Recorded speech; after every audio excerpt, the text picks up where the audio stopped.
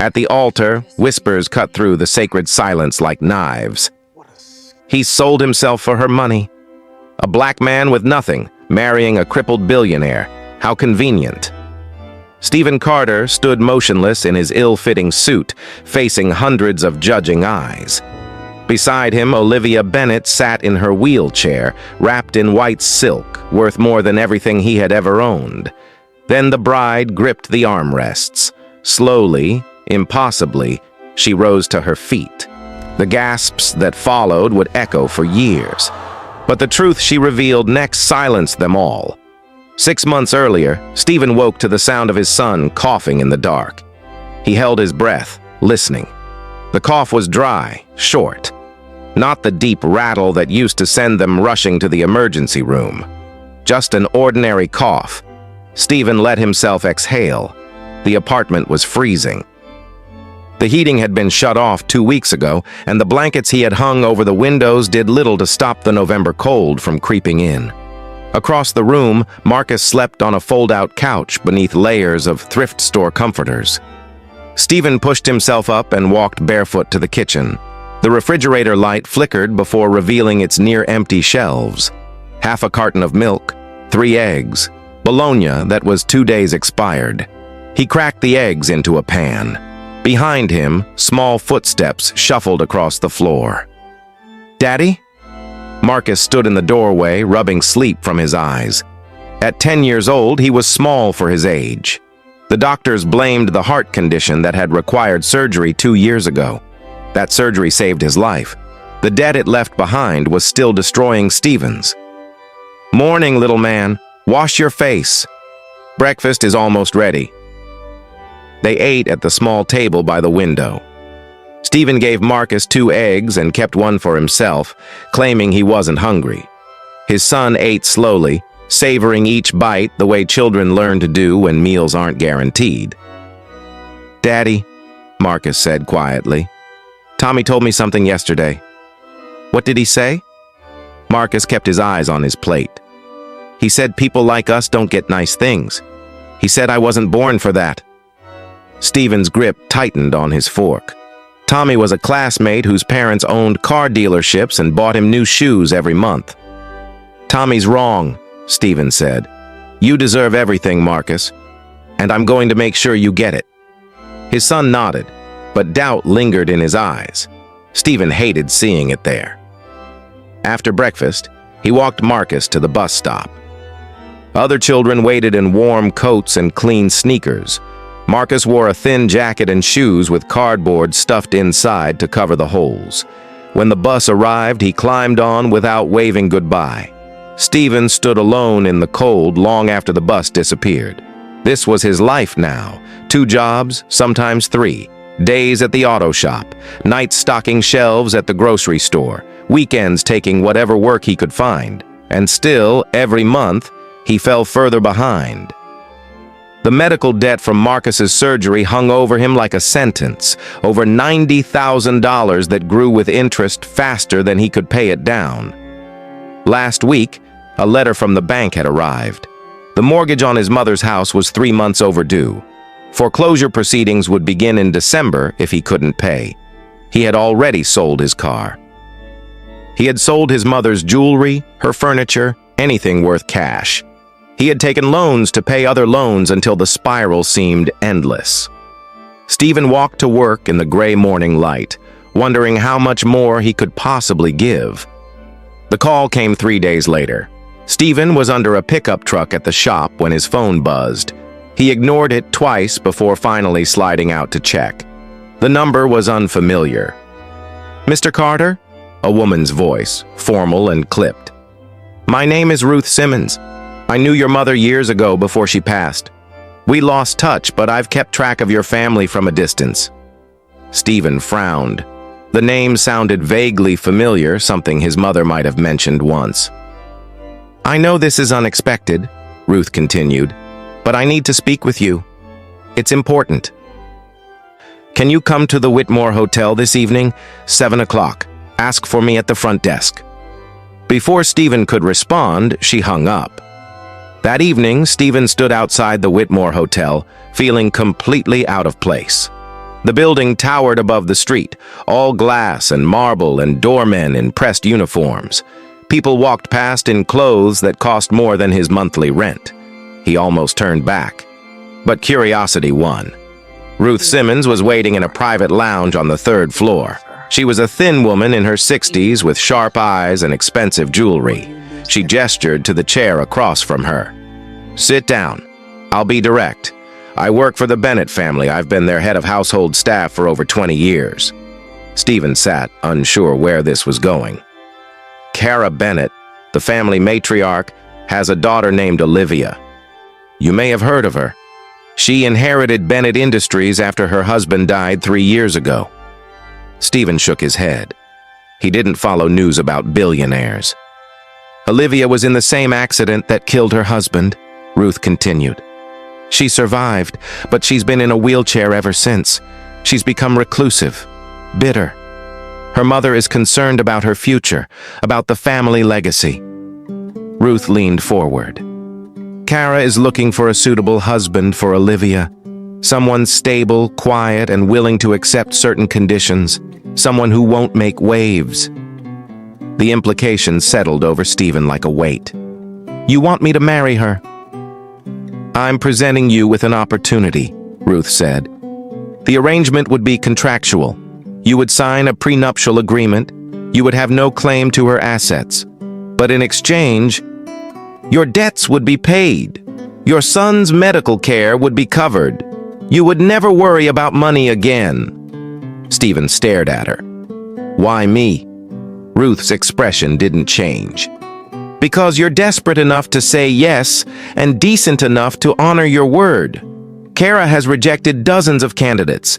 They were too ambitious, too greedy, too obvious. You're none of those things. I'm being chosen because I have nothing. You're being chosen because you have everything to gain and nothing to leverage. Ruth stood. Think about it, Mr. Carter. I'll give you 1 week. She left a business card on the table and walked out. Stephen sat alone in the empty lounge, the card untouched in front of him. His mind raced through everything Ruth had said. A marriage for money, a contract, a transaction. Everything inside him screamed no. He thought about his father, who had worked 40 years at the same factory and died with his dignity intact. He thought about his mother, who had raised him to believe that integrity mattered more than wealth. He couldn't do this. He wouldn't. But that night, Marcus asked him a question. They were sitting on the fold-out couch, sharing a blanket because the apartment was too cold. Marcus was doing homework, struggling with a math problem. Daddy, he said without looking up, are we going to lose the house? Stephen's heart stopped. Where did you hear that? I heard you on the phone. You were talking about money. Marcus finally met his eyes. Are we going to be okay? Stephen wanted to lie. He wanted to promise that everything would be fine, that he had it all under control. But his son had learned to read his face too well. I'm working on it, he said. I'm going to figure something out. Marcus nodded slowly. Then he asked another question, quieter than the first. Is it my fault? Because of my surgery? The words hit Stephen like a physical blow. No, he said fiercely, pulling Marcus close. Don't ever think that. Your surgery saved your life. That's all that matters. Everything else, the money, the bills, that's not your burden, that's mine, okay? Marcus buried his face against Stephen's chest. I just don't want to be the reason you're sad. Stephen held his son and stared at the ceiling, feeling something crack inside him. Later, after Marcus fell asleep, Stephen sat in the kitchen with Ruth's business card in his hand. He turned it over and over, watching the light catch the embossed letters. He thought about Marcus asking if it was his fault. He thought about the doubt in his son's eyes at breakfast. He thought about all the things Marcus had already learned to live without. New clothes, warm meals, a father who wasn't exhausted all the time. Stephen had always believed that integrity was worth more than money. He still believed it. But integrity couldn't pay for his son's medication. Integrity couldn't keep a roof over their heads. What was his pride worth if Marcus grew up believing he wasn't born to have nice things? Stephen picked up his phone and dialed the number on the card. Ruth answered on the second ring. "I'll do it," he said. "But I want to meet her first. I want to meet Olivia." "That can be arranged." Ruth's voice betrayed nothing. "I'll be in touch with the details." The line went dead. Stephen set the phone down and stared at his hands. They were rough from years of labor, scarred from countless repairs. Working hands, honest hands. He wondered if those hands were about to sign away everything he believed in. For Marcus, he told himself. This is for Marcus. But even as he thought it, a part of him knew that this choice would change him. That once he stepped through this door, there would be no stepping back. He just hoped the man who came out on the other side would still be someone his son could be proud of. The Bennett estate sat behind iron gates at the end of a long private road. Stephen had never seen a house this large. It wasn't a home. It was a monument, all stone columns and endless windows reflecting the winter sky. A driver had picked him up that morning in a black car that probably cost more than he would earn in 5 years. Stephen had sat in the back seat watching the city fall away, replaced by rolling hills and properties hidden behind walls and hedges. Now he stood at the front door, feeling smaller than he had ever felt in his life. Ruth appeared before he could knock. "You're on time." "Good. Come with me." She led him through a foyer larger than his entire apartment. Crystal chandeliers hung from ceilings that seemed impossibly high. Paintings lined the walls, portraits of stern-faced men and elegant women who looked down at Stephen with expressions he recognized. He had seen that look before, in the eyes of people who believed they were better than him simply because of what they owned. They stopped outside a set of double doors. "Olivia is inside," Ruth said. "She knows who you are and why you're here. I suggest you be honest with her." "She despises pretense." Before Stephen could ask what that meant, Ruth opened the doors and walked away. The room beyond was a study filled with books and leather furniture. Sunlight streamed through tall windows, illuminating dust motes that drifted lazily through the air. And there, near the fireplace, sat Olivia Bennett. She was beautiful. That was Stephen's first thought, and he immediately felt ashamed of it, as if noticing her beauty somehow diminished her. She had dark hair pulled back from a pale face, and eyes that studied him with an intensity that made him want to look away. Her wheelchair was sleek and modern, nothing like the clunky hospital equipment Stephen had seen before. She sat perfectly still, her hands folded in her lap, watching him cross the room toward her. "So you're the one Ruth found," Olivia said. Her voice was cool, detached. "The desperate single father willing to marry a cripple for money." Stephen stopped walking. "Is that what you think I am?" "I don't know what you are yet. That's why you're here." She gestured to a chair across from her. "Sit." He sat. "My mother wants me married," Olivia continued. "She believes a husband will stabilize me, give the company confidence, produce an heir to continue the family legacy. She doesn't care who the husband is, as long as he's controllable." Her eyes never left Stephen's face. "You're here because Ruth thinks you fit the criteria. Poor, desperate, unlikely to cause problems."